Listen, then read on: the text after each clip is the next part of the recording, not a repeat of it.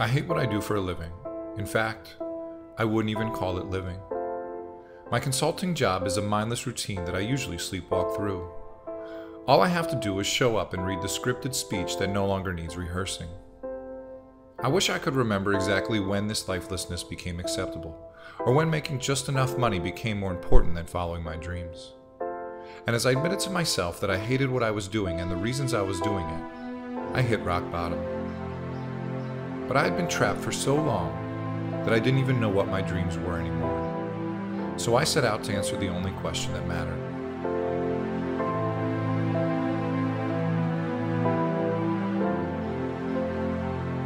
The answer rushed over me as I remembered all the things that filled me with a sense of timelessness.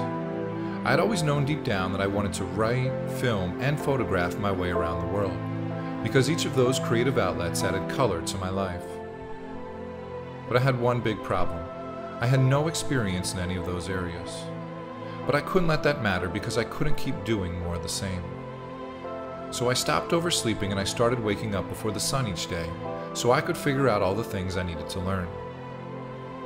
And as the list quickly grew to an overwhelming length, doubt started to set in and changing my life seemed next to impossible.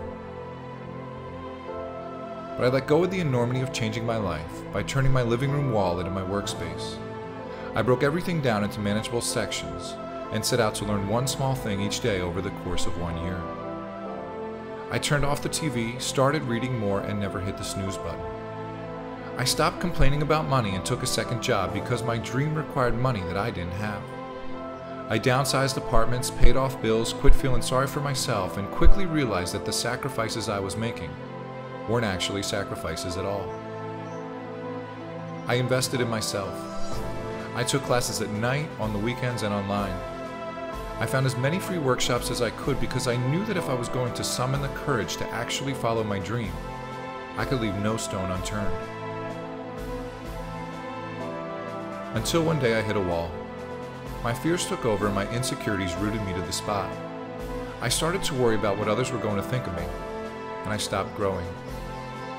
Setbacks started piling up, and when I thought back to all the English classes I had failed in high school, and the fact that I could barely focus my camera, I had all but given up. But the dream wouldn't let me quit. It picked me up off the canvas each time because as I reached out for it, it reached out for me. It wanted me just as bad as I wanted it. And those temporary failures ignited my greatest growth. It's where I said goodbye to good and reached for great. I stretched my limits, and if I found a shortcut, I didn't take it. I turned excuses into affirmations because if I didn't, who else would?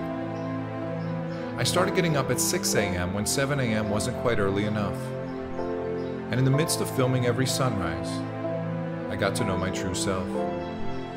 And somewhere along the way, I stopped believing in luck, because all the hard work I was putting in while most people were sleeping started looking a lot like choice instead of chance. My name is Eric Giuliani, and this is what I live for, and this is what I'll die doing.